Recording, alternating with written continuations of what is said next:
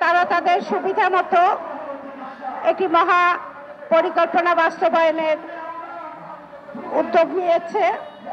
তো আমরা বলবো তিস্তা মহাপরিকল্পনা হবে, কিন্তু এখানে কথা হচ্ছে যে এই তিস্তা মহাপরিকল্পনা করার জন্যে আমাদের সেই গবেষণা, আমাদের যে দেশীয় বিশেষজ্ঞরা আছেন তাদের মতামত নেওয়া, এবং এই তিস্তার কারণে কিন্তু প্রতি বছরই প্রচুর মানুষ দেখা যায় যে বিপন্ন হয়ে পড়ে।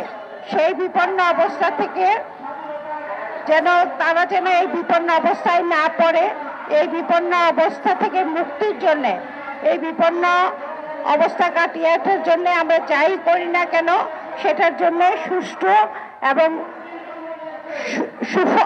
ফলপ্রসূভাবে যে গবেষণা প্রয়োজন সেই গবেষণা অবশ্যই করতে হবে।